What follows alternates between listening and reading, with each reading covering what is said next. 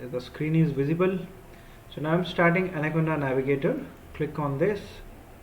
Okay, so that will pop you up the Anaconda Navigator. So all of you start it.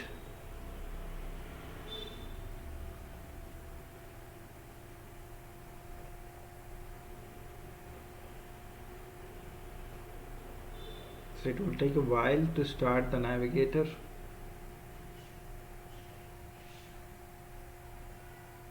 So on a daily basis, my suggestion is, okay, before start of the class will start at 4.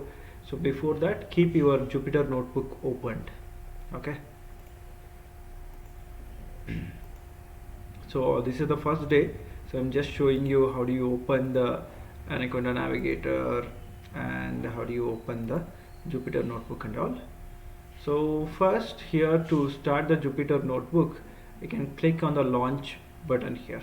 Okay, so this is the one option if you have a Anaconda Navigator opened. So alternate option is just search for Jupyter notebook directly. Okay, so just search for the Jupyter notebook, and here also you can start the Jupyter notebook. So that is without opening the Navigator. So you need not to open the Anaconda Navigator, just install the Anaconda and directly you can search in your search option and start your Jupyter notebook here also. Okay, so both option you can use it. Either start from the Navigator. So this is your Anaconda Navigator. Either start from here or select the directly the application itself. Okay, so if you want to start a spider, you can type spider and you can start the spider. Okay, all right. So now, so this is the home tab of your Jupyter notebook. Okay, and it is present at this local host, and now I want to create a new file. Before that, I would like to create a folder so that I can save all my files in that particular folder. Okay, so we are going to have next 20 to 22 days of classes. Okay, each day's sessions is going to be saved in a specific folder. Okay, so here, as mentioned earlier, Jupyter notebook doesn't provide much of the navigation option to the folders. Okay, it has a limited navigation functionalities. Okay, so but you can manage it via your desktop. Okay, so select the desktop and create a folder here. Okay, so I'm going to create a new folder. Okay, so that, but here you cannot edit this directly. Okay, so that is the problem. So what I'll do is I will go to here to the desktop option, right click, create a new folder. I'll name it as a Facet CSE 2021 intern. Okay, so this is the folder I have created, and I'm going to choose that folder from Anaconda Navigator. Okay, here is my folder, Facet CSE 2021 intern. Okay, here after creating it, I selected that particular folder from the desktop. Now I'll create a new Python script by selecting new Python 3 option. Okay, yeah, till we are done this much till now. Okay, anybody facing the issue, please let me know.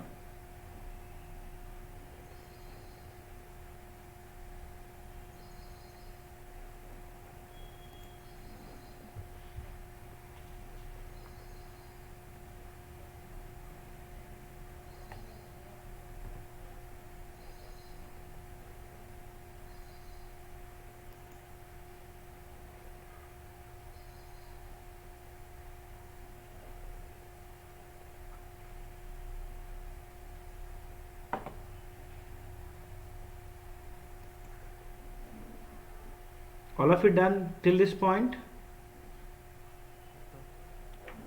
Anybody facing the issue to start a new Jupyter notebook? No, right? See, whenever I ask the questions, everyone should answer me in the chat window.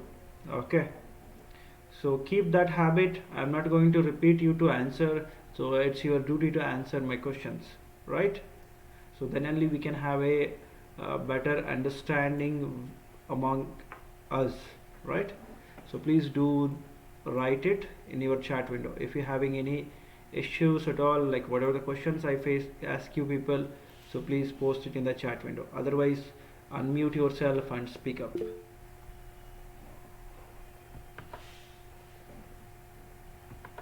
Fine, all right. Let's start with the day one, guys. So I'm going to create a Jupyter. I have already created a Jupyter notebook. Currently it is untitled. Okay.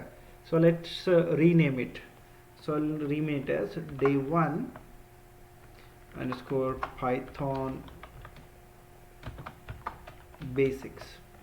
I'm given the name as day one Python basics. So this is the file name. I had chosen it. So please keep relevant file names.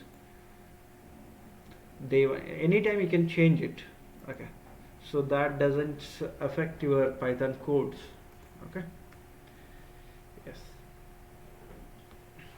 Let us start with the basic command. Print welcome to Abhiyantriks Soft Lab. Okay.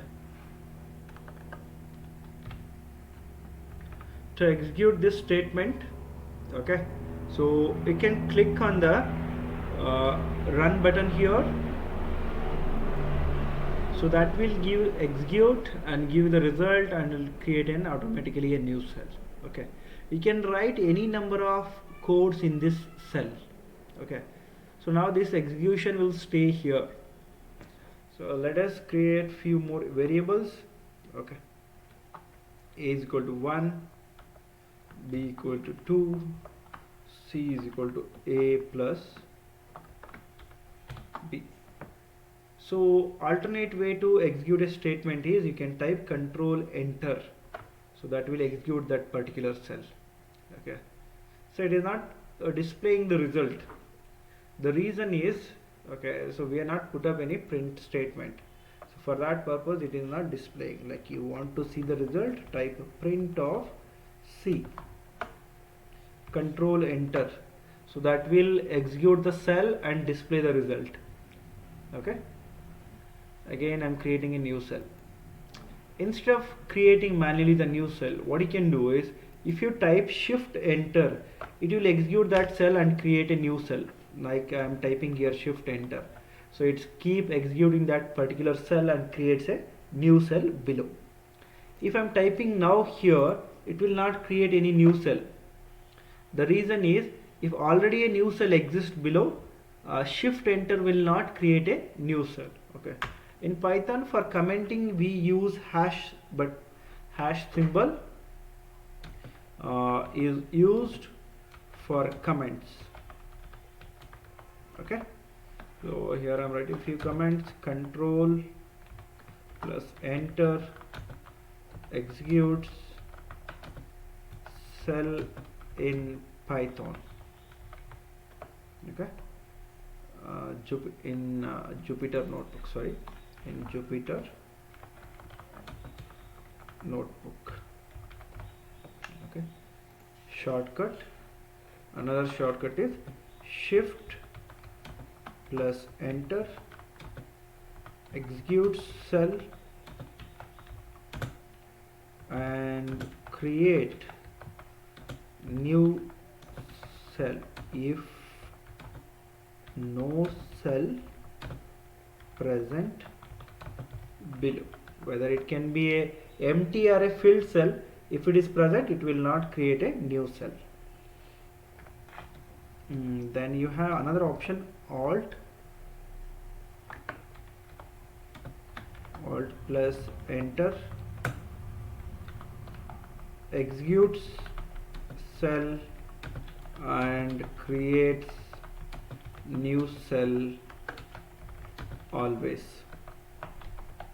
So that means if I type now alt enter, it will by default create a new cell. Whether there is a cell below or not, it doesn't matter, it will always create a new cell below that. So these are shortcuts which are very useful to execute your cells in Python. Okay, so now we will discuss about Python. What is Python? Yes, this is the question, guys. So answer me this question. What is Python? Meghana KU.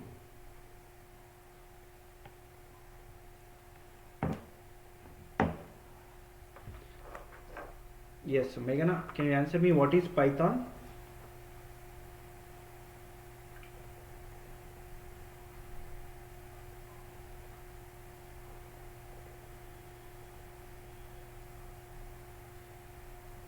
Preetham?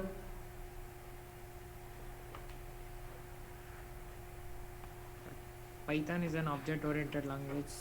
Python High-level language. It can is in high-level language. Okay, good It answer. is easy to run, execute, It is easy to execute.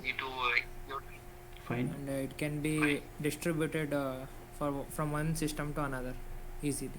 Okay. Good answer, Preetham. Sanjay?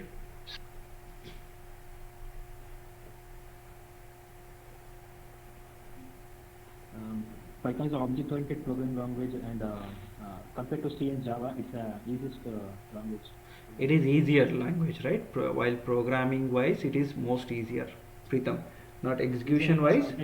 It is easy to learn and easy to understand and easy to program. Okay. Neetu DG. Yeah. It is portable. It means Python programs can be executed in various platforms without altering them. Okay, good. So in simple words, what we can say, Python is a cross-platform programming language. Okay, it's a cross-platform high-level programming language, easy to understand and write it. Okay, so cross-platform means the program which can be run in multiple platforms. As Neetha answered, it can be executed in a Windows environment. You can write that code in Linux and environment, and that code can be executed in a Mac or a Windows.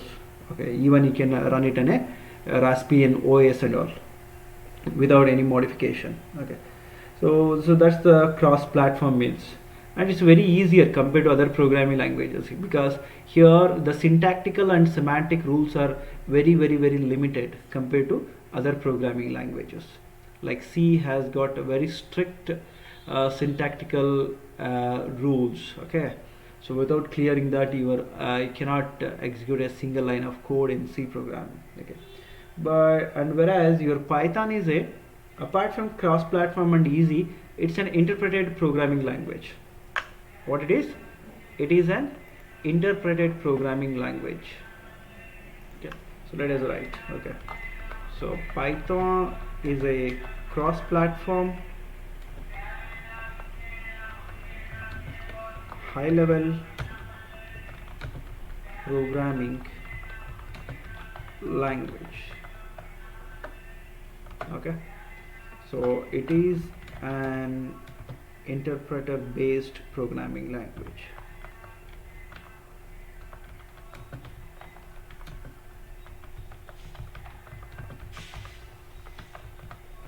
Okay, so what do you mean by interpreter based programming language?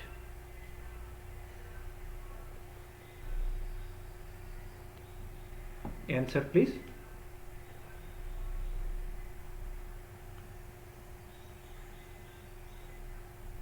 Guys, you have any idea about this interpreted programming languages?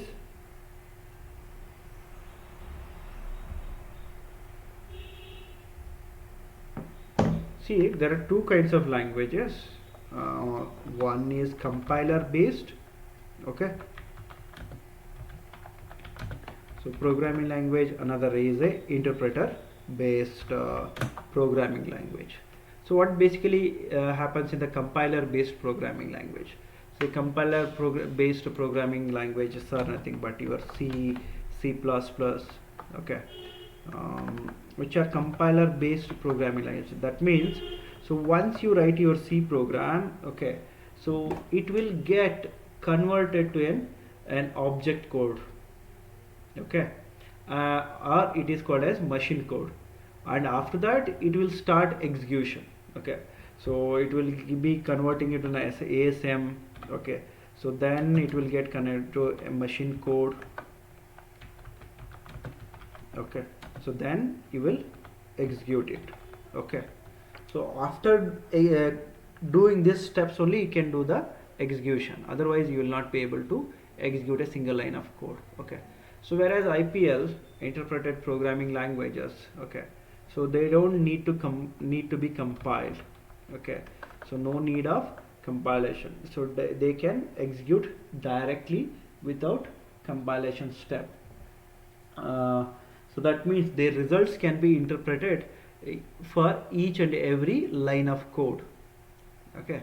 So their results can be interpreted for each and every line of code whatever you write it. Say example, you have written 100 lines of code, okay, and you can run the, if there is an error exists at the 80th line, okay, you have the error at 80th line, you can run the code till 79th line in your Python programming language.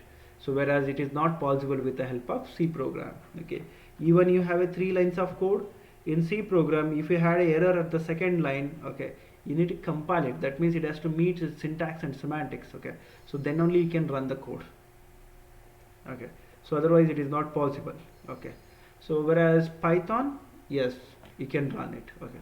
So but it is not like other like languages, so it also has some flexibilities, Python, okay. So that means you need to follow some kind of syntactical rules, okay. So only then you can run the codes, otherwise like line by line execution is also possible, okay. So but when you write the codes in loops, okay, and in the case of functions, okay, you need to follow the some kind of rules, okay. So then you can execute those functions and loops and all, okay. You'll get idea about that little later, maybe you already have it, it seems, some idea. Yeah, so got the difference between interpreted programming language and the compiler based programming languages? Yeah, Rachana? Yes, sir, understood. Yeah, tell me, what do you mean by compiler based programming languages? When it's when compiler based is it has to meet the every syntax of the programming language. In interpreted language, means if the error is in some lines, it will execute till that. Yeah, see, in both the cases syntaxes has to be maintained, but in compiler based, only after clearing those errors you can run the code, that is the difference, okay. So but that means once you clear that errors in compiler based language, the code has to be converted to the machine code, then you can execute it, okay. So whereas here, so you don't require that intermediate states, okay. So what are the other examples of like interpreted programming languages apart from Python? Any examples you can give it? Yes guys, just think. Java, okay, then so the very popular, okay, so you have please check about Java, okay. The most popular are MATLAB, Perl, okay, Python for interpreted programming languages, okay.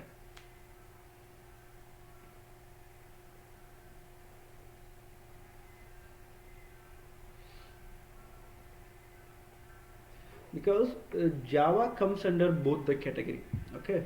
So that's why I told you to check it, okay. I can put here into this category, okay, and to the compiler based, because it has some kind of is a different kind of like, you know, the compilation is done here.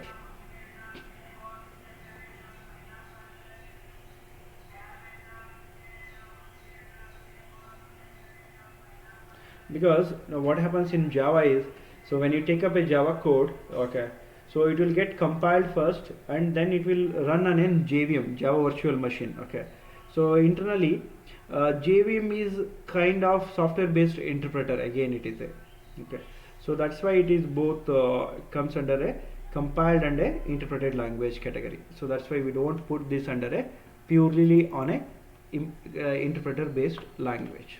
Okay, so whereas your MATLAB, Python and Perl, so these three are so purely interpreted programming languages. Okay, yes guys, any questions? So Priyadarshini got the difference why Java is not completely a interpreted programming language. So basically Java code is first compiled and then it will be run on a Java virtual machine. Java virtual machine is in turn a software based interpreter. Okay, so that's the major difference between these languages. Okay, so why do you want to learn Python? Why learn Python?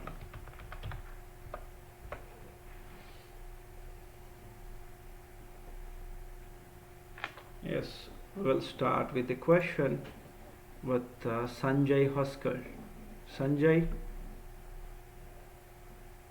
Yes, sir. why we have to learn Python? What is the advantage of learning Python?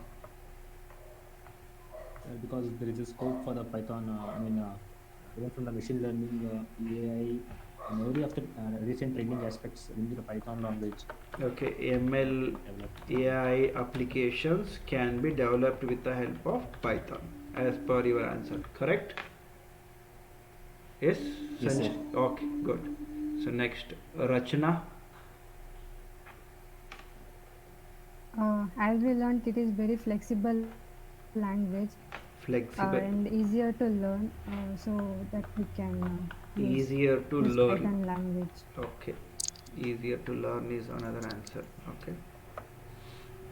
What about Nandan?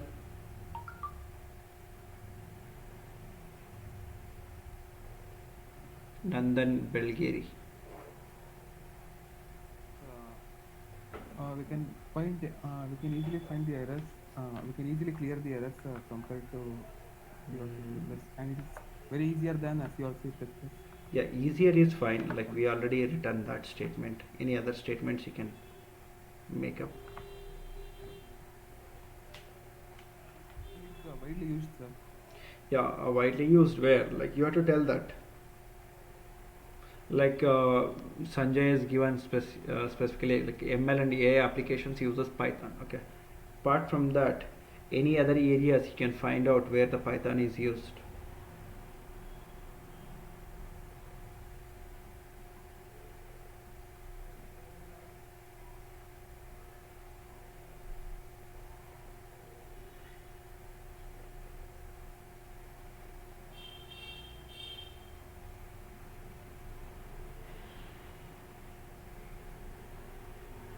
Yes. Okay, fine. Nandan, no issues. Okay. So we'll ask Preetham. So for automation, Automation. automation technologies, higher version of technologies, software we need Python. Okay. So Rachna has given integrate with other languages. Okay.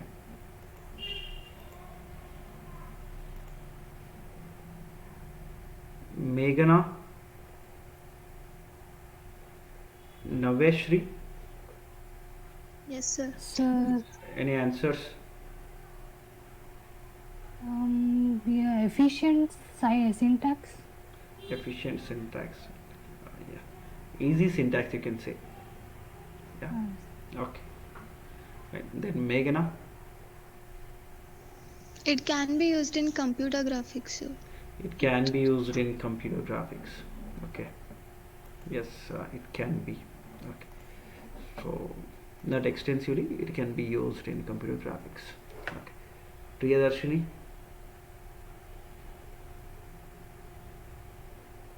Priya.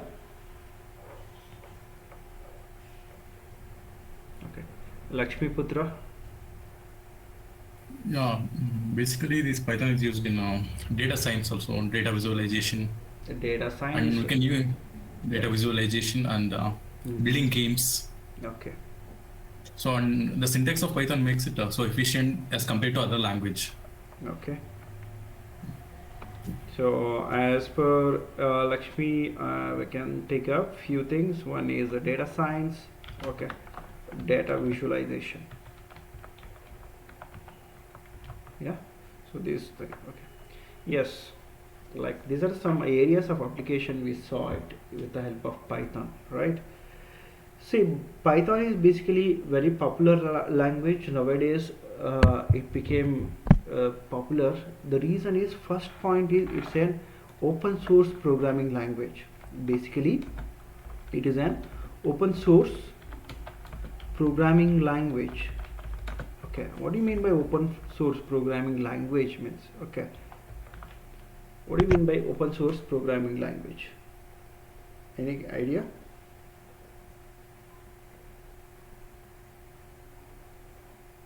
Yes, guys.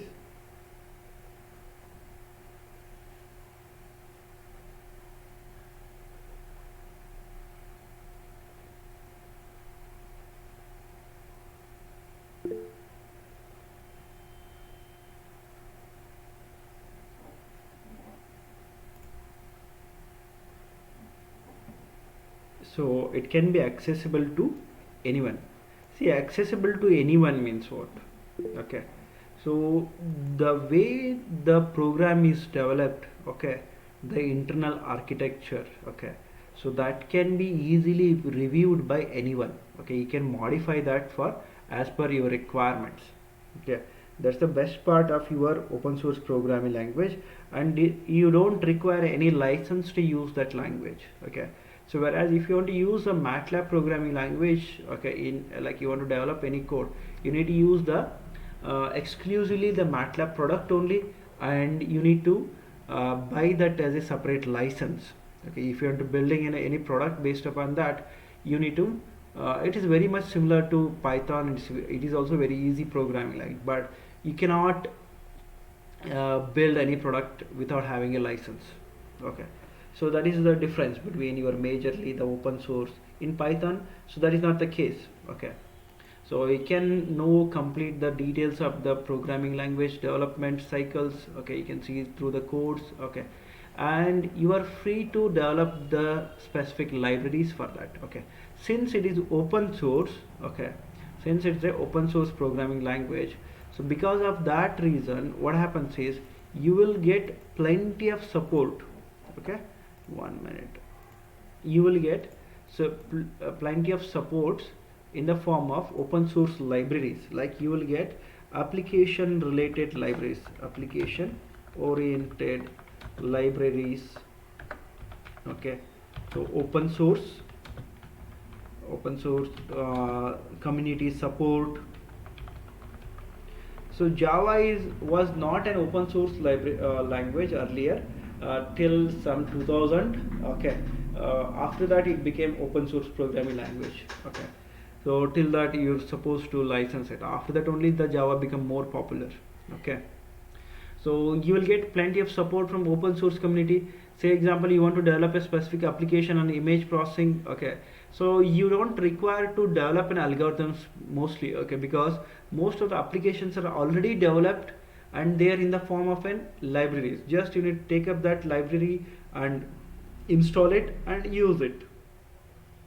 Yeah, so that makes you okay, so that what you can do is the application development which you are intended. Okay, so that phase increases. Okay, so that pace increases. Okay, so that means you can achieve the rapid prototyping. Okay, so you can achieve the rapid prototyping of your software packages. Okay, software applications. Okay, so that's the advantage, and it is mostly the cross platform is the another advantage we already discussed. Okay, and it can support integration of other language. It can be integrated with the other programming language. Integration with Java, like .NET, okay. So it is much easier here, okay. So for that reason it is popular, okay. Other reasons are the areas of applications which it gives, okay. So areas of application, so a few of the you people have mentioned it in MI and AI, okay. Say it can be used in IoT, okay, to program IoT devices. You can use it, like, so for device control, okay, like if you want to collect the information from the sensors, you can do it directly with the help of Python programming. You can, so can you use the Java there? No, you cannot use the Java to communicate between the hardwares, okay.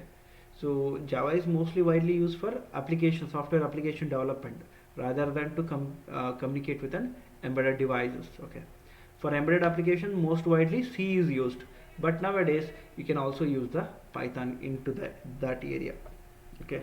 So you can develop web applications, website design, you can do it, okay. So designing is different, okay. So then you can go for development, as mentioned by, you can also go for UI developments, okay, with the help of Python. It support multiple tools like Django, Flask. Using that you can go for websites design and developments, UI developments and all, okay. It's also used for low end networking applications, but not widely used in networking areas, okay. So but it is used in cloud computing, okay. So in this area also it is used, okay. And next, as mentioned, it is also used in AI applications, okay. But in order to use them in the different applications, about the complexity of the language, okay. The complexity of the language is easier, right? Since it has got simpler syntactical rules, okay, simpler syntactical syntaxes, okay, and supports like even the OOPS concepts, which are most required when you want to have a larger application developments, okay. For that it supports an object oriented programming support is there, okay. Object oriented software programming, okay, OOP. So because of all this reason, okay, there are plenty of other reasons also which we can include it, okay. So learning Python get you somewhere the job, okay. In different areas are there, you can land up in any kind of job by learning the Python alone, okay. So as mentioned by Lakshmi, so it is again used in visualization. It supports plenty of visualization libraries are there. Yes, we can use them here, okay. You can integrate with the multiple languages also, okay. So these are the main reasons why learning Python will be a great like, you know, like help for your CVs, okay. Like your curriculum will get a higher weightages, okay, for getting job perspective and for the industry need perspective, both, okay guys. Okay, that's a quick like intro which we gave it about the application end of the Python and its current like need in the market, okay. Let us check what is the most popular language, okay, in Google.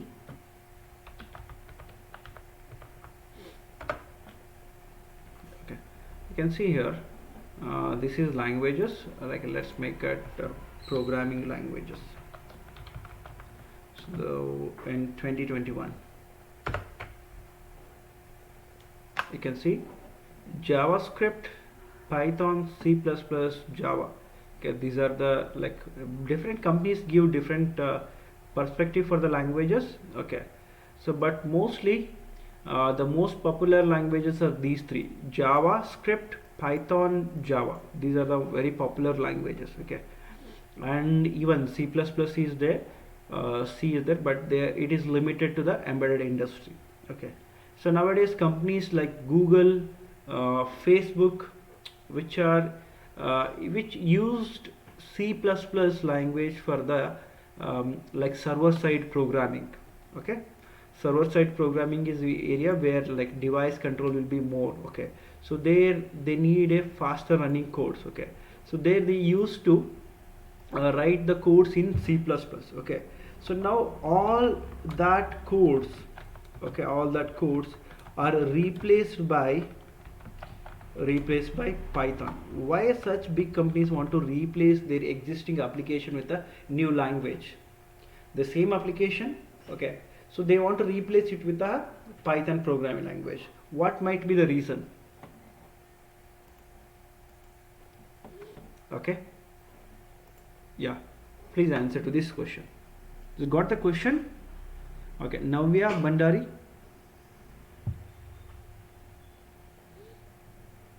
Navya, can you hear? Sir, Yes, Navya. You got the question, Navya? no, sir.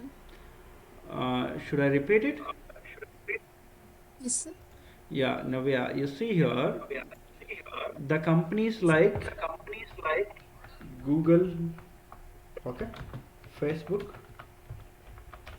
so their server-side programming, okay, it used to be with C++. They already developed the applications, okay. Now they are replacing those codes with the Python. What is the reason? What the reason you might think, Navya?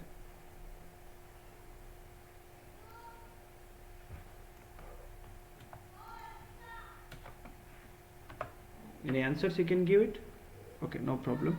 Okay. Priyadarshini? Yes, sir. Yeah, can you think any answers? We can change if we converted it into Python. We can change and update. It is easy. Updation is easier. Yeah, very good point, Priyadarshini. Updation is easier. Yeah. Like consider. Yeah, like consider. Yeah, fine. See, now consider. Now Priyadarshini is working and she has developed this code for a specific application in Python, maybe for face recognition and tagging automatic. So say example, it is being written in C++, right? Okay. So now Priyadarshini has developed this code. Okay. So now Preetham has joined the same company. Okay. So now he has to start working from that point. Okay. What about the complexity of C++ and Python? Python is less complex, right? Okay, C++ is little bit complicated compared to the Python. Okay, Preetham has to understand the what the code Priya has written. Okay, so then if any updates are required, he has to understand that first and then update it, right? So with the C++ compared to C++, Python is much more easier. The updation process becomes easier for Preetham. That means it becomes easier for Preetham means it becomes easier for the company, right? And compared to C++, applications of Python are more, like it is most widely used for ML and AI. That means the companies can implement the AI and ML to that application very easily compared to the C++ language, right? So these are the reasons why most of the companies are replacing their codes. Okay, so you might be heard of the company Dropbox. Heard of this company Dropbox? It's most of the companies it's a files sharing website, okay, and a cloud like service provider. Okay, so Dropbox, like you can get some free 2 GB space, but you can pay for higher memories. Okay, so most of it code has been written completely by the Python. Okay, so that is the power of Python in this current market. Okay, so and moreover, who is the inventor of the Python language? I think his name is Guido van Russo, right?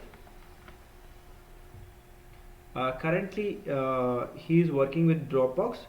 Once he's been to there, like he updated most of their codes to Python itself. Okay, so earlier he was with which company he was with Google. Now he moved to Dropbox. I think currently he has been retired, maybe. Okay, not sure in current status. Okay, so a couple of years before he was with the Dropbox. Okay, so he's basically the guy who invented this language Python for teaching, to bring up new kind of language. Okay, so it was a part of some operating system development. Later on, it is turned out to be a new language. Okay, so Python was not popular earlier. Okay, even though it was invented 30 years before, but latest development AI, ML, and cloud computing made it much more popular. And due to the open source community support, it is now even becoming more popular in other areas as well, like IoT, website design, and all. So people started using it. Okay. So these are the main reasons why one should learn Python. Okay. And understands it and use it in their regular works. Companies are using it, so then definitely learning one will be a great help for getting a job. Okay, and application development. Yeah, so let's start with some basics about the Python. Okay, so as mentioned, Python is an interpreted programming language, and it uses something called as dynamic memory allocation. So dynamic memory allocation. It doesn't uses any kind of static memory allocation. It uses the dynamic memory allocation. What do you mean by dynamic memory allocation? Raghavendra?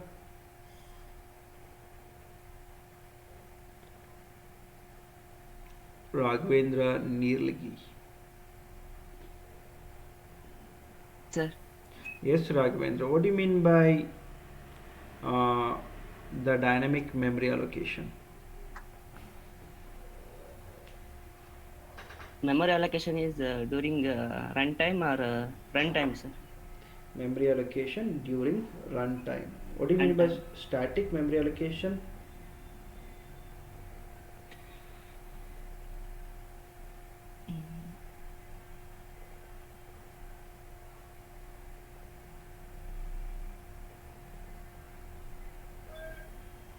Okay. In static, only one time allocation is specified. Okay. Yeah, whereas in dynamic, both runtime and executable time. Sir. Runtime and executable time. Okay, fine. Okay, Raghavendra, thank you. So let's go with Preetham.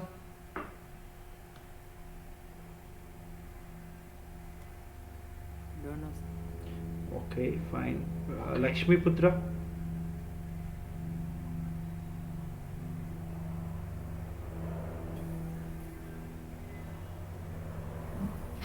Actually, dynamic memory are like manual memory, so like it can be assigned both during the runtime or executable time. Which one? Dynamic. Okay. Dynamic memory. Okay. What about static? Static only applied only in only running time, but not executable time. See, that is not like that. Okay. See, yeah, here I'll tell you.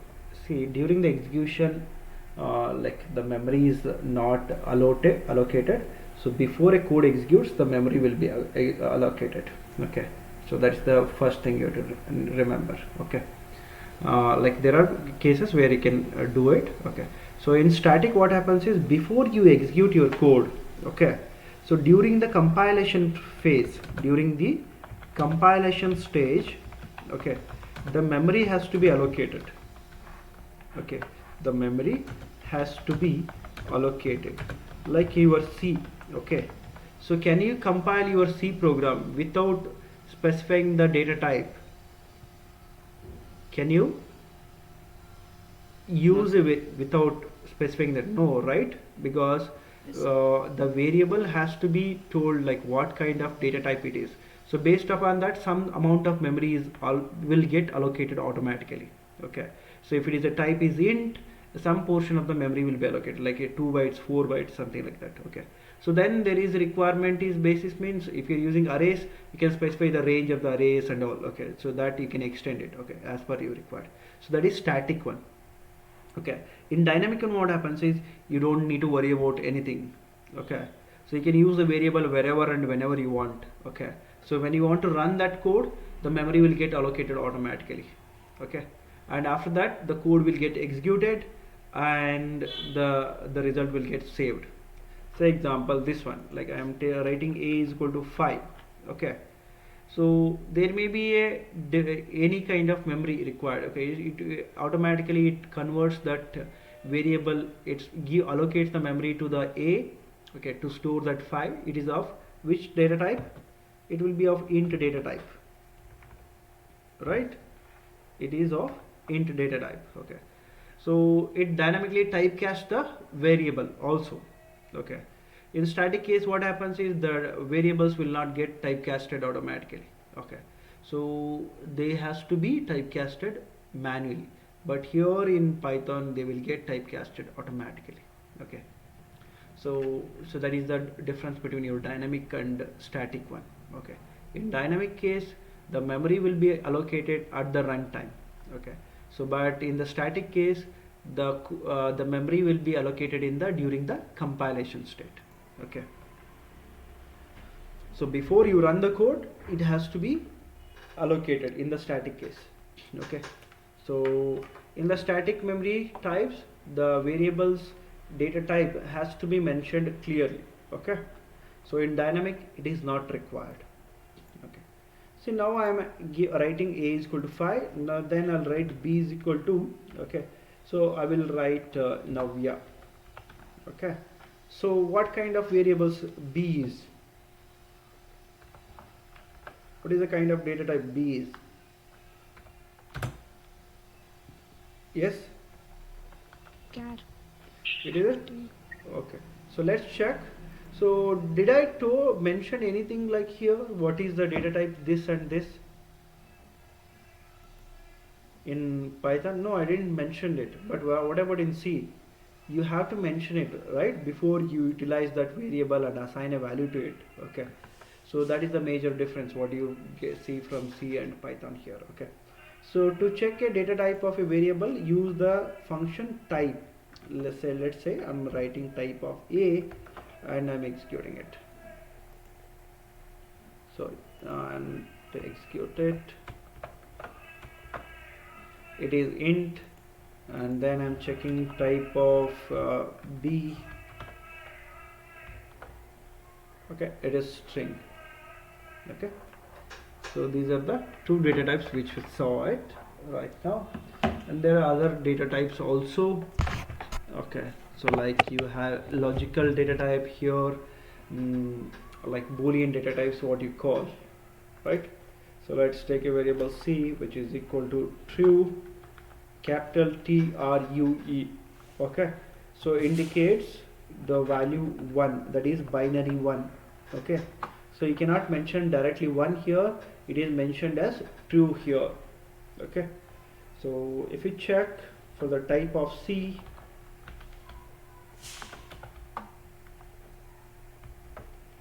so it is a Boolean class. Okay, so you can even mention false also. Okay, so like this you get different data types, since here, you know, so it supports like object oriented programming. Okay, so but for that reason, so many of the data types variables can have a it can go to specific class of type. Okay, based upon the functionality you are using it. Okay, those things we'll see it later. I have taken a variable h equal to 12.34. okay, and if you check its type, it is going to be float. So using type function you can check the data type of any variable. Okay, yes, so please check these things in your systems, do this.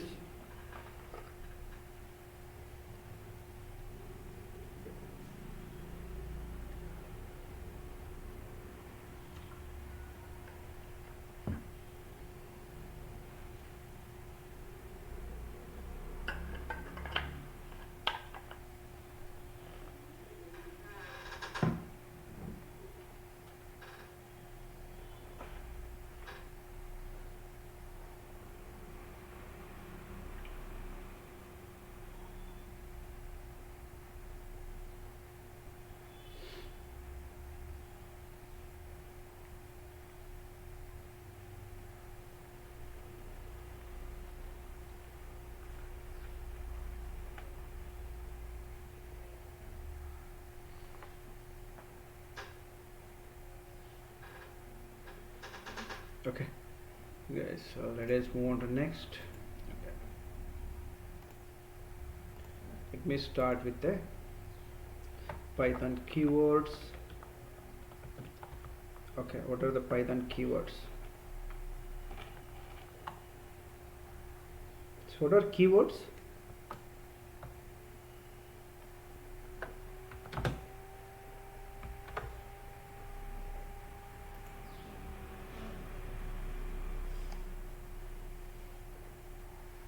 Yes, Naveshri.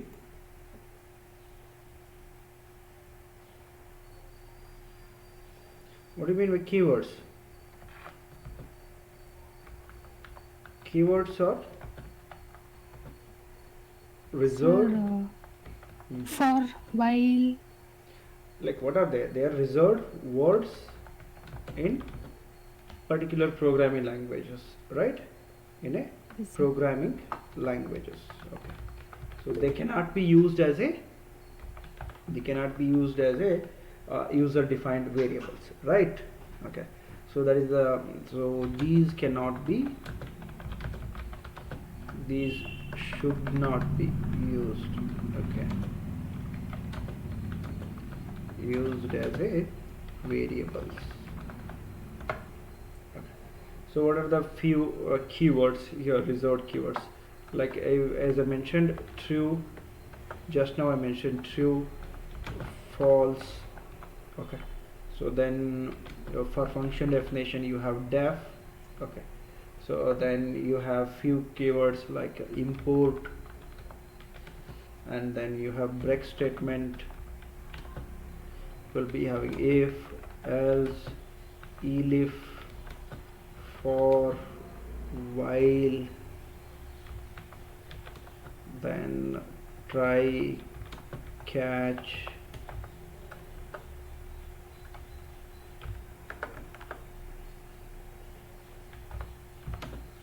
so like that you get many are there. Like catch is not a completely reserved word. Okay, so try is a reserved word. Like most of the reserved words will be in the highlighted green color. Okay, so then you have continue, like that. So totally you have 33 reserved keywords in Python. Okay, so 33 reserved keywords are available in Python. You don't need to remember them. Okay, so few important one you can just remember if possible, so otherwise no need to remember. Okay. Yeah, so what is then you have next thing is identifiers. Okay, so you guys already aware of all these things, but just for the purpose of flow I'm just making these things quick. Instead of skipping them, I'm just simply brushing up these things too.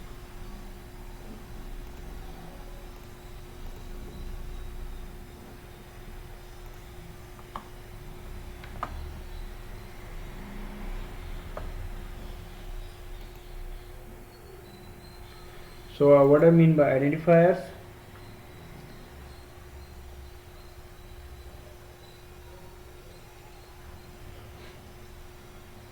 so identifiers are the names given to a variable or a function, okay, or a particular class to identify that entity. Okay, so what are the basic identifiers? Okay, so you already know about the rules and all. Okay, so all identifiers are case sensitive. Okay, you can use alphanumeric combination. Okay, so do not use spaces, underscore symbol is used, allowed. Okay, so these are the some set rules for identifiers. Okay, so let's move on to the next one. So now we'll start moving to the like how do we get the write the comments in Python. Okay, say example Python, as mentioned, hash is for comments. Okay, and if you want to write a Python code, like say example I'm writing a is equal to 1. Okay, you can write in the same line b is equal to 2 semicolon, c is equal to 3. You can write all the 3 variables here itself directly in Python. Okay, and then you can write a print of a star, b star, c. So this is valid. Okay, so you need to put semicolon and then you can write multiple lines in a single line statement. Okay, so let me copy this and put it into one more cell. Okay, so now I'm going to write it with a comma here.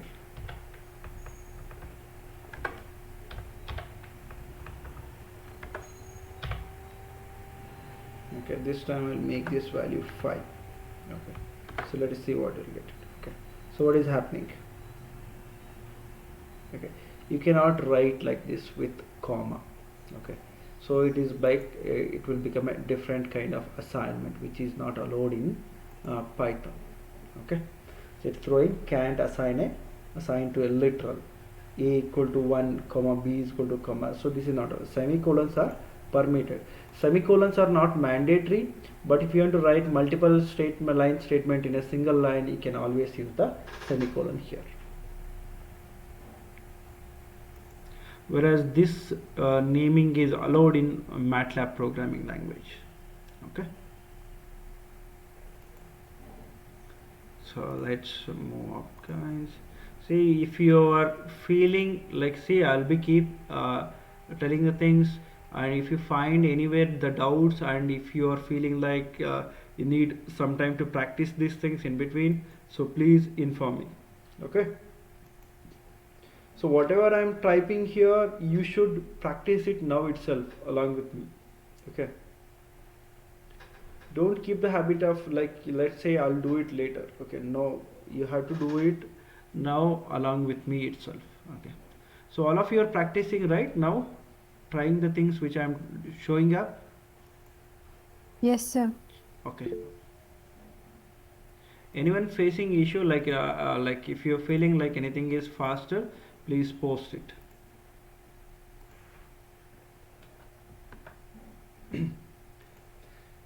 Okay, so then we will start with the Python identitation.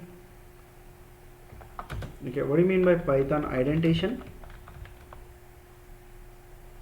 Yes, guys.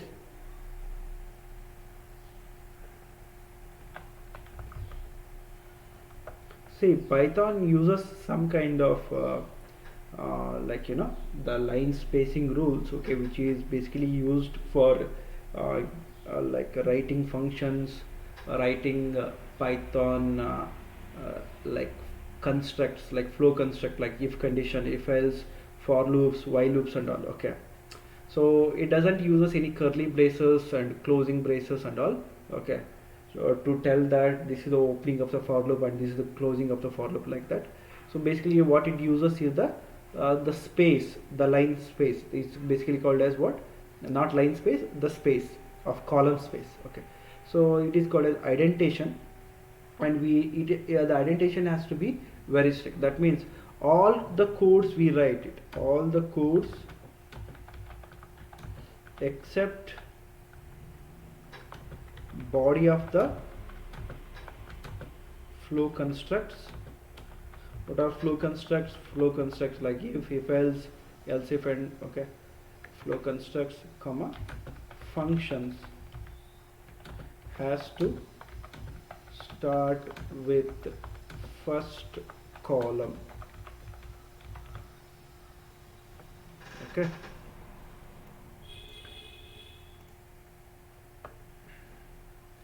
see, all the codes except body of the flow constructs and function has to start with the first column. So that means, okay, here if you're writing comments here, say example, okay, I'll give one space here and I'll write a comment again here. So this is valid. Okay, so since I written all the comments, let me write a is equal to 2 here. So this is an unexpected ident. So that means I return a is equal to 2 assignment after giving a 1 column space.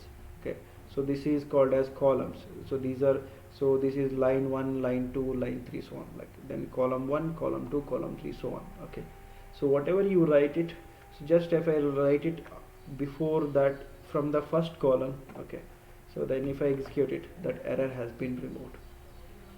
So this is the one thing which you need to follow it.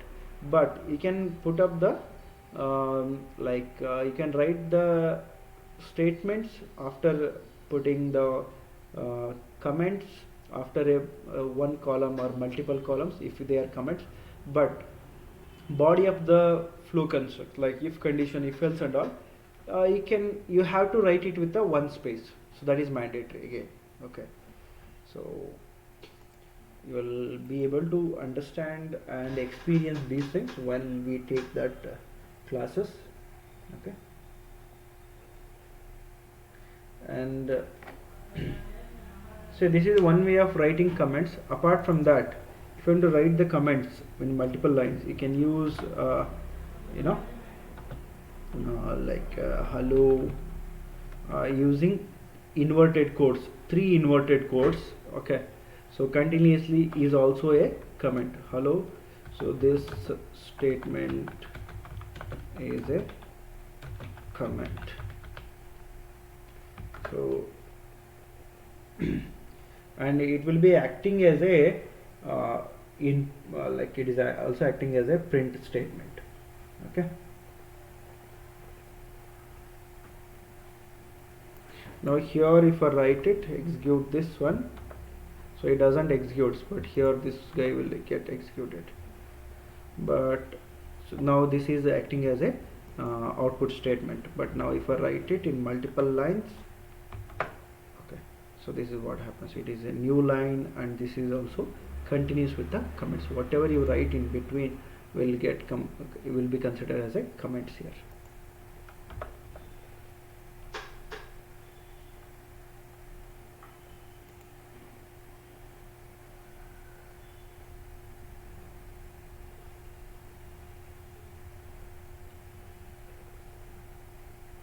So now this is considered as what?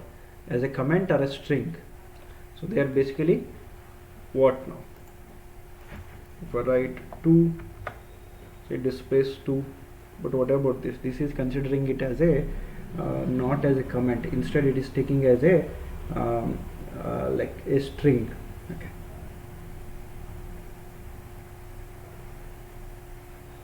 They are basically, now it is acting as a multi-line strings. Okay. So this can also be used as a multi-line comment. Okay, I'll show you an example. Okay, so how do you do the multi-line comments using the 3 codes?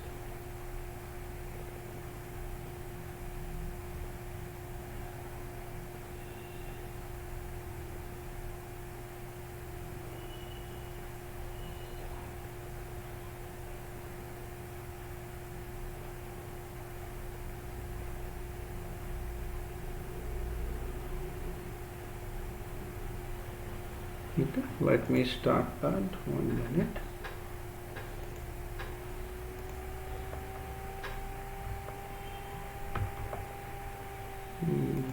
Your print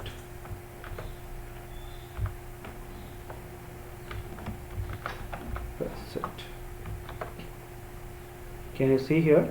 Now whatever is written, okay, above, it became comment once I write a specific code here. Okay, so this way this will be acting as a comment. But if I don't write any code here, okay, so its context will change. Now this will be acting as what? Okay, so now this is acting as a string. The context has changed. Okay, now I can have it. Okay, can write it in multiple lines, okay, single line, however you want. So once you put 3 inverted quotes, okay, so it will be acting as a multi-line string. But if you write any Python statements within that cell, okay, so these will be, this statement is acting as a comment. So that is the difference. Okay, Sometimes you may write them as a comments, but if you have not written any code inside them, they'll be acting, instead of acting as a comments, they'll be acting as a strings. Okay, so that is the difference, how the context changes, okay, with the writing using the inverted codes for writing the comments. Okay, so got the difference?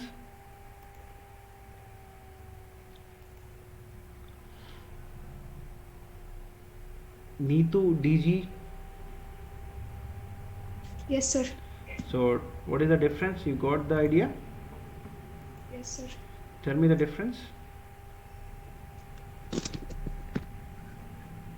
It can be used as a multi-line command when the real printf statements are included. Not only printf statement, it is any kind of Python code. Okay, so please make sure, like I have written a is equal to 2 and so on, like some Python code is present. Okay, so now I'll write this comment. Okay, so even now it is also acting as a comment only. Okay, there should be some Python code. If there is no Python code present, it will be acting as what? A multi-line string. It is acting as a multi-line string. Now it is acting as a string. Is that clear? So when it will act as a multi-line string, when the same statement will be acting as a comment. Okay, so that is the difference. Okay, so let us move on to the next topic. Any questions here, guys?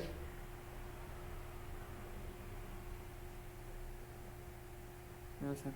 No, fine. Okay, next 1 minute.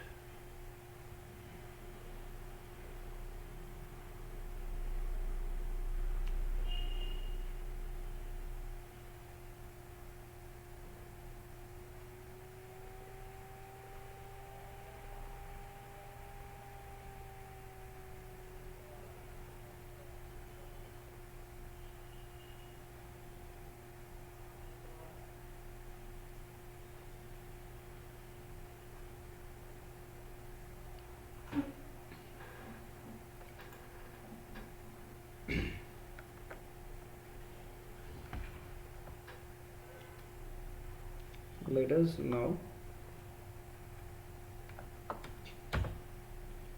Python flow constructs. See, usually we don't take these topics directly, but since you people are already familiar with the Python programming and other programming languages, okay, so I'm not giving complete like more details about the basics of the Python here. Okay, I'll be choosing the randomly the few topics, and you will again practice these things during your machine learning phase. Okay, yeah, so let us move on to the next topic, Python flow constructs. So what are the flow constructs available? Okay, so we have if condition. The first one is if condition. Okay, so how does an if condition works? If, okay, you need to check for the a condition. Okay, so then you write a colon here, and within that you will write the statements. Okay, here giving space is important. Giving one space or a one space for writing statements.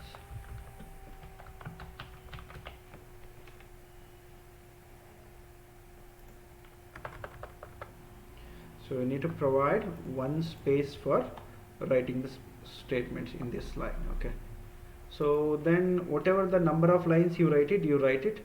Okay, so that will be the till you come back to the original line. Okay, so till that point will be considered as a body of that if condition. Okay, so till the point you come to the first line will be considered as a body of the if condition. Okay, so let us take a simple example and execute it. I'll take a variable a which is equal to 100. Okay, So I'll not take any separate session on operators. We'll directly use them and we'll see the there and then we'll explain them. Okay. If A is greater than 50, okay, so I'm closing the statement, writing the statements in that print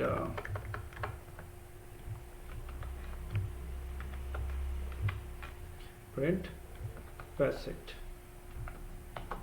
Okay, so this is a simple program. Okay, if I'm giving the A value as 100, I'll print facet. Okay, so whether facet will get printed or not. No.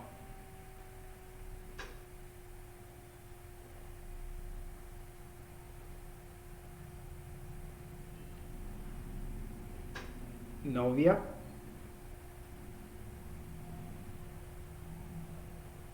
Navya Bandari. Yes, sir. So whether now facet will be printed or not. Printed, sir. It will get printed. Why?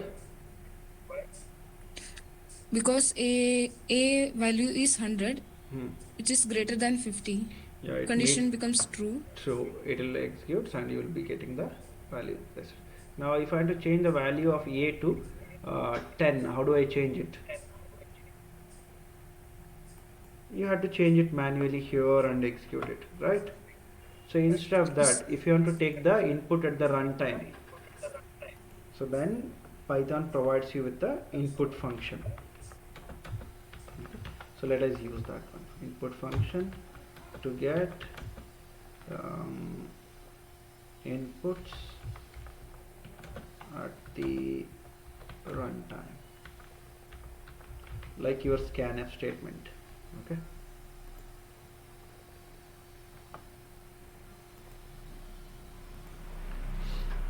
Okay, so now we'll see the example of the if-else condition. Okay, we'll now check the example of a if-else condition. So let us write if A is greater than 50. So now I'll take another variable called as t. Okay, if t is greater than the value 40, I will print the temperature is very hot. Okay, otherwise I will type in this statement print weather is normal or temperature is normal. Okay,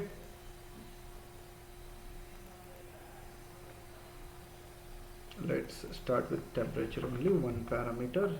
I'll update this code to the weather condition later on. So I have if statement written with a colon operator, else statement here. Okay, so you get an invalid syntax here. What is the reason? Even for else you need to put a colon operator.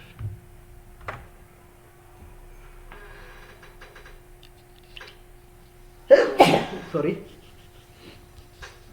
Yeah, now I want to take this input t. No, if I give the value 50, what is the expected outcome?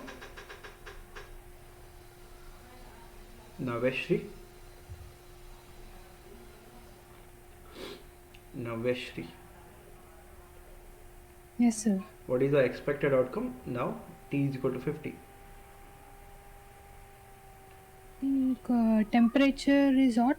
Yeah, temperature is very hot. Okay, now now as I mentioned, I can take the input from the function, right, called as input function. Let me try that. Okay, so let us take the input. So I'll use this time the variable new temp. I'll use it, temp. I'll start using proper variables. Temp is equal to input. I'll mention some string, enter the temperature.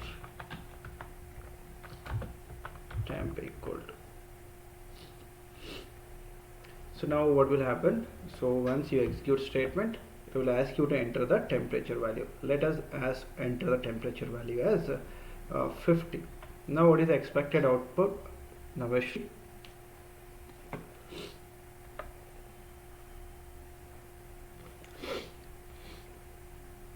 Now it's throwing me some error. What is the error?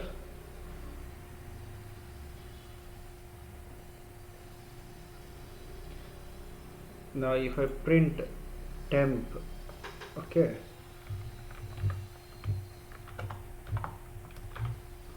actually get that output.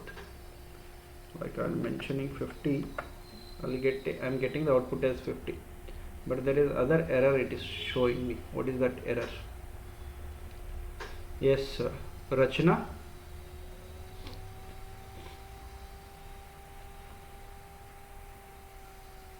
Okay. Yes, Data type is not right.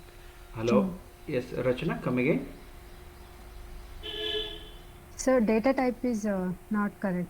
Means Dat- the value is getting is int. Value getting is int. Okay, The now value is getting is string. It is not compared with the int. 40. okay, you cannot compare it. So what you have to do it then? You need to convert the data type. All of you are clear with the Convert the Rachana? data type. Yeah, all of you are clear with the Rachana's answer? Yes, sir. Yeah. Anyone has the doubt? What Rachana has said is the correct answer. Okay. So want me to explain it or should I move on? See here, like when you get the input, so it's a data type. Okay, if you check for data type of temp, okay, let me print the type of the temp. It is string by default. Okay, so whatever the value it may be, it's going to be class is string. Okay, so in Python you can typecast the variable to any class. Okay, just now I want to change the input, whatever the input is there, so I want to convert it to the integer type, so I'll write int of the input. Let's take an example. If I'm having a variable a is equal to 50, okay, so now I'm printing its type as a. Next what I'll do is I'll write a is equal to string of a. It is converted to a string type. Let's print type of a. So then print a comma a. Here also I'm printing the both a comma that value.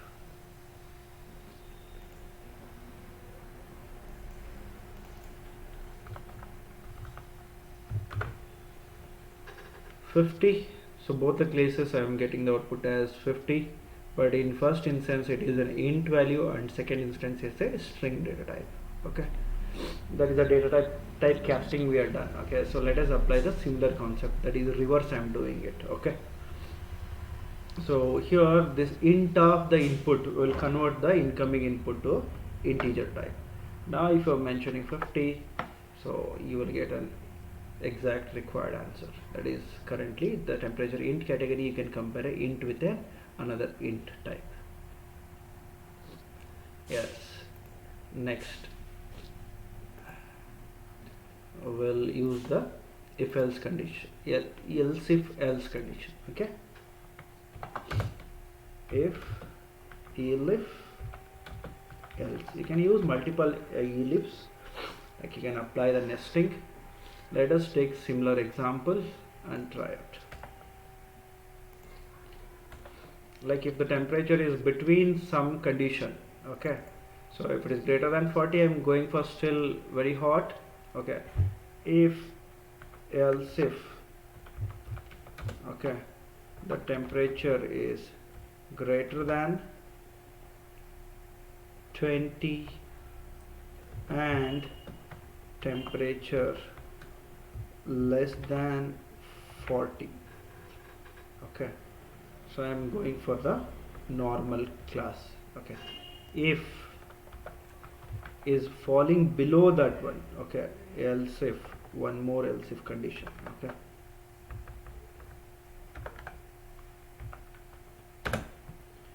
if temperature is less than or equal to 20 and temperature greater than 5 degrees Celsius, and write a colon, sorry, 1 minute, need to maintain this, print, so it is going to be what, cold, else, that is below 5 degrees Celsius. Okay, so you will consider that as a very cold or chilled. Okay, these are the statements which has to be executed. Okay, so now let us make it 15. Okay, it is a cold temperature, like it is between 5 and 20, so exactly I'm getting it as a cold. Okay, so temperature is cold.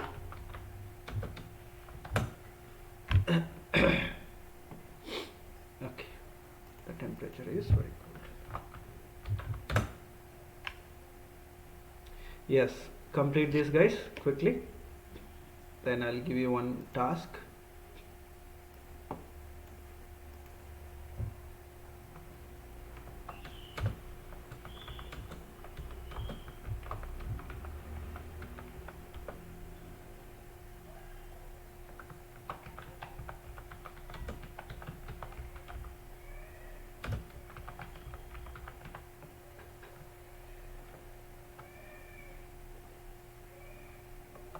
Okay, so take up a temperature and humidity as a input. Okay, so accept temperature and humidity as input. So based on these two values, okay, mention whether as good, bad, very bad, okay, and very good. Okay, so put them into 4 different categories. Okay, bad, very bad, and very good. So you need to, based upon these input of temperature and humidity, you need to classify your data into these 4 classes. Okay, so it's based upon if else condition. So can you do it now and post your code in the chat window once you complete it. Okay, you will get 5 minutes time to complete this. Now start it guys, everyone. If you have any questions, please let me know.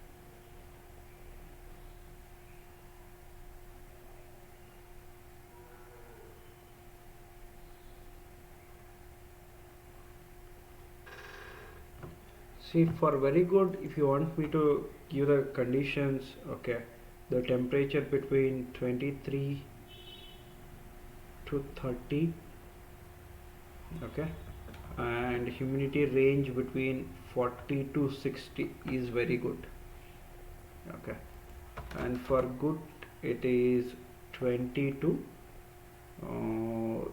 35, okay, and humidity range between 30 to say like 70. I'm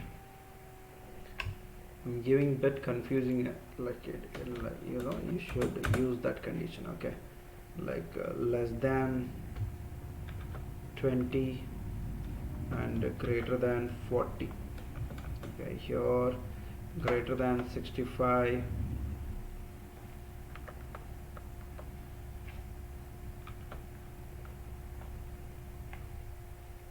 and less than 30.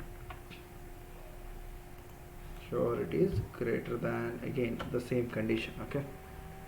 See, if one among them is falling one category and another one among is with the very good categories, then you can say it is good, somewhat like that, okay.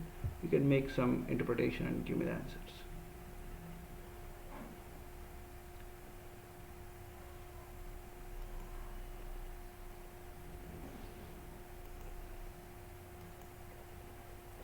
So guys, you guys have left with 2 more minutes time.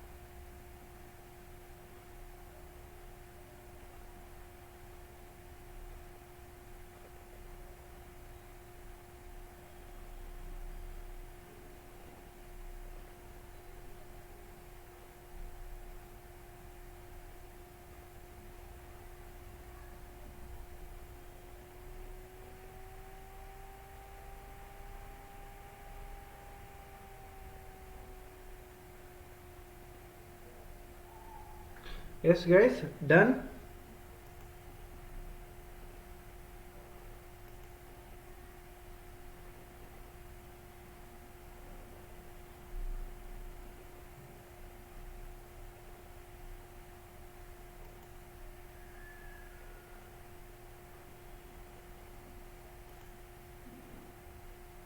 Nandan,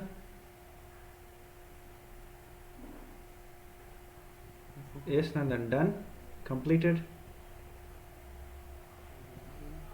still doing. Okay, Preetham, guys, you need still time. Raghavendra, Sanjay,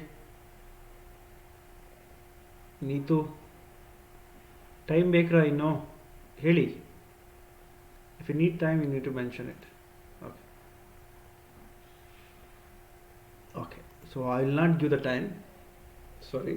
Okay. So please stop writing the code now. Stop writing the code. Okay. Whatever you're doing it, all of you stopped. Okay. So let us do this. You can take it as an assignment and complete it by tomorrow. Okay. So we'll move on to the next question. Okay. It is purely based upon your if else condition. Okay. Please now don't post the answers, don't try it. I said you have to stop it now. Okay, so all of you are stopping it now. Fine.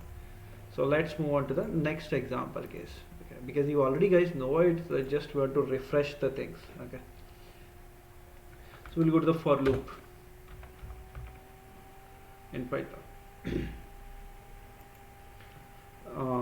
So how do we write for loops in Python? Okay, so it will start with for.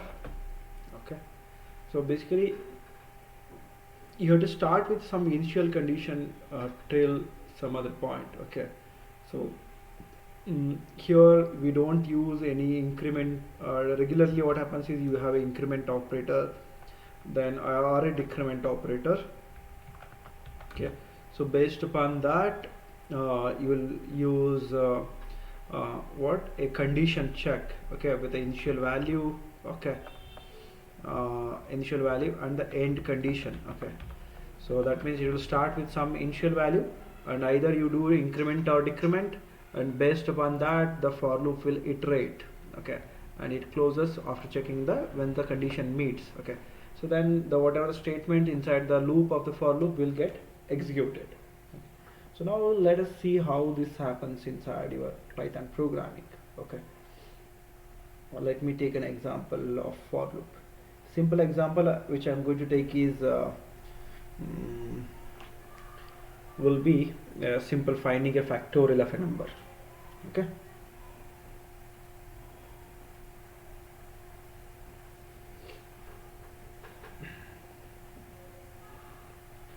so normally in Python, okay, what happens is for loop is used along with regularly with kind of lists or tuples or with dictionaries and arrays. Okay, straight away they are not used. Okay, so we'll talk to these things later. Okay, let me consider a range of function. Okay, for okay a in range of 1 comma 10. It means okay the for loop will iterate like in the for loop a is the variable. It is like I for I in range of 1 comma 10. So that means so the loop will iterate with the initial value of 1 okay up to 10. That means 1 to 9 the iteration is. Okay, simply you can write range of 10 and I'm just put the value as colon and print the value of I. Let us see how the for loop will iterate and you will get a fair idea. Okay, so when you write range of 10, the loop will start from 0 and it will iterate up to 9, 0 to 9.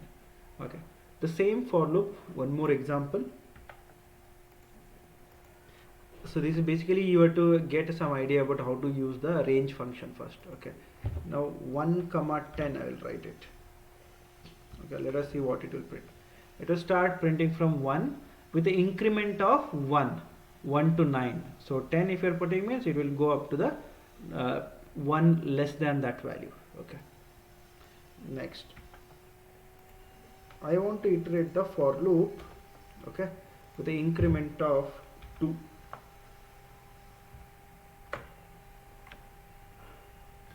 So 1 3 5 7 9. Okay.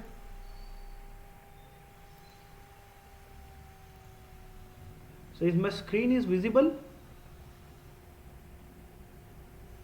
guys?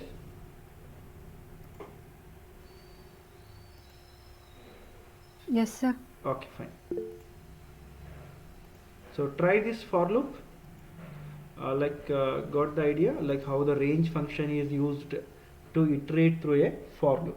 There are other options also there, so I'll explain them, okay, with other examples like for tuples, list and all. When I take the sessions tomorrow, I'll explain them.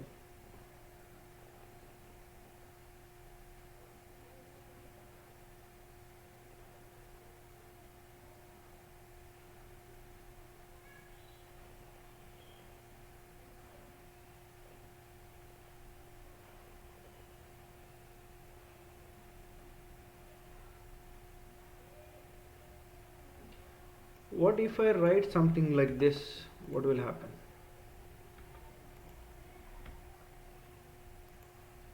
-2, and here I'm writing 10, comma 1.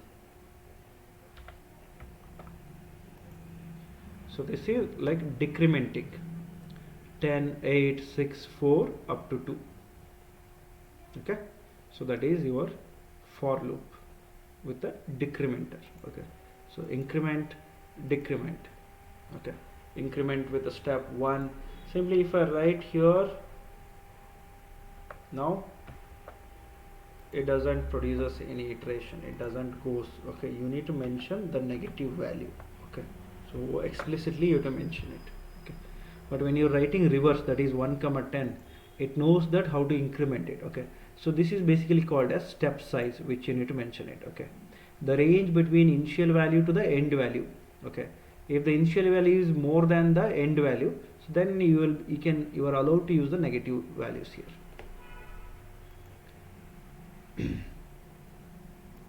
Okay, what if I write -2 here? Okay, so it doesn't produces any outcome. Okay, so because it doesn't have any effect there. Okay, fine guys. Any other questions? Please let me know. So this is how I can make use of the for loop range function. Okay, so now let us start using the writing a program for that. Okay, so I'll be writing a program to find a factorial of a number.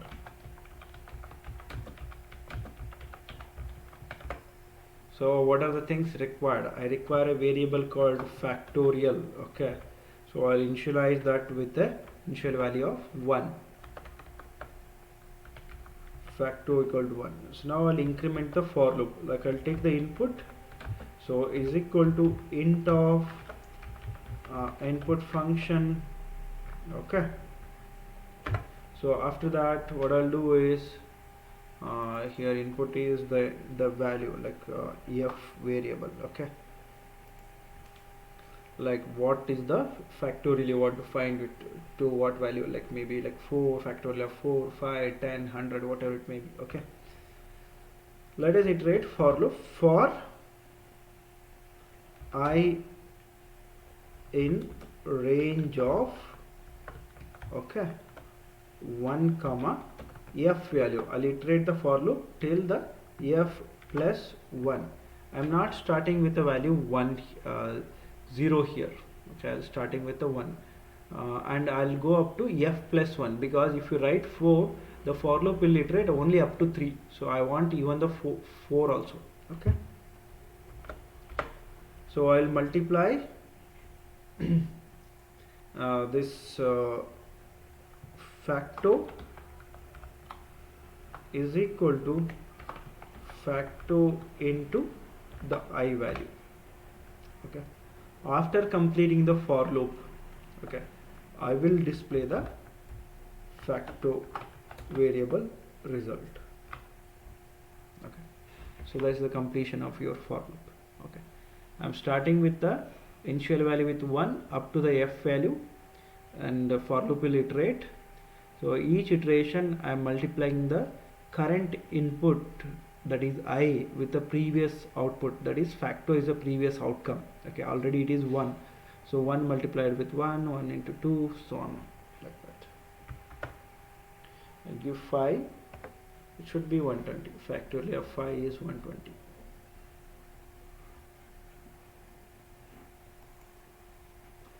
So this coding is clear. Factorial of a number. Please try this, guys.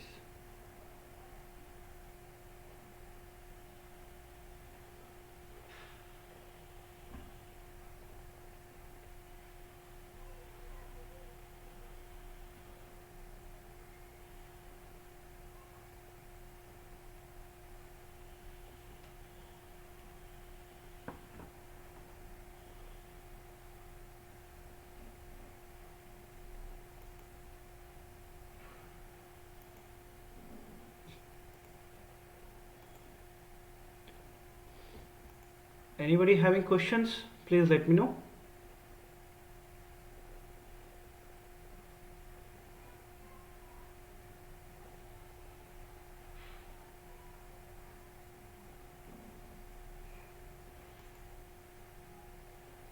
All of you completed? Yes, sir. Okay. Girls? Anybody who not yet completed? Okay, so fine, guys. Okay, that's it for today. Okay, so I'll give you few assignments. Please do these questions, complete it. Okay, you have already in one assignment question asked. Okay, that is weather monitoring station question. Okay, along with that, start writing this question. Okay, so these are already known questions. Okay, write a program for generating Fibonacci series. Okay, so using for loop and while loop I have not discussed, so it is your task to learn about while loop and write the two separate program. One is using for loop and one more program using the while loop. Okay, so write a factorial of a number, write a program to find factorial of a number.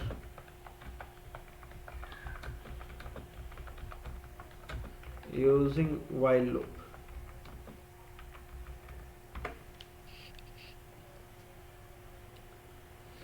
See, that's it, like 2 programs. Okay, along with that, so please complete this code. So please take a note of this 2 codes. Please make a note of these 2 codes. So you have 3 assignment. Okay, so you have to write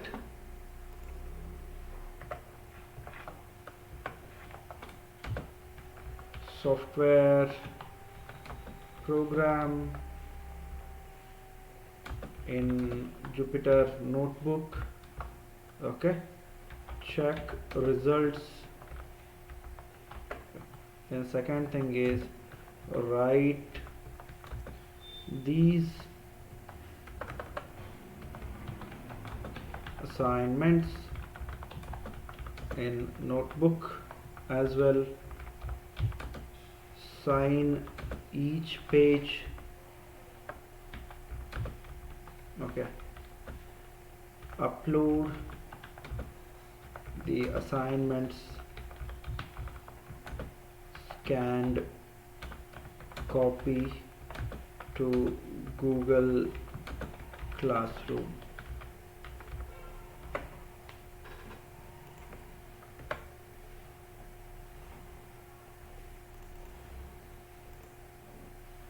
Okay, and every on or before every Monday 2 p.m. Okay, so whatever the assignments I'll give it in this week, you need to submit to the Google Classroom the scanned copy. Okay, I want you to write the assignments in your notebooks okay, except the mini project, okay, except the mini projects. The rest of the codes you have to write it in your notebooks along with the software program written in a Jupyter notebook.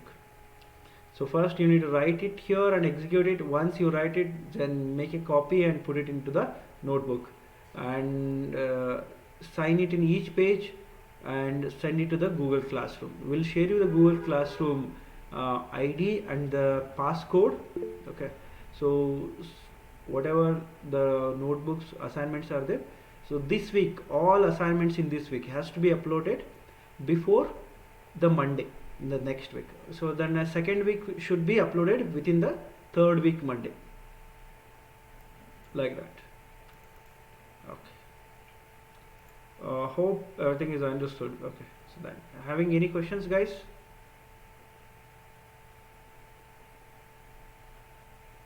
Yeah, classroom code will be shared. Okay, so it has to be created and it will be shared on Friday. Okay, so before that you can write your all your assignments and keep it. Okay, so as soon as we share it, you can upload it immediately.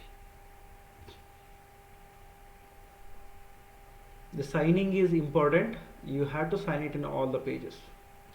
So I suggest you people to write your programs on your own as much as possible. Do not Google the questions always. Okay, the reason is, like, you want to develop your skills. First of all, you have to start writing on your own. Okay, if not possible, then ask your friends. Okay, so then even if they are not able to give the answers, then go for Googling it. Okay, till then try on your own. Okay then, guys, so no questions means we'll see you tomorrow then. Thank you all. Bye bye.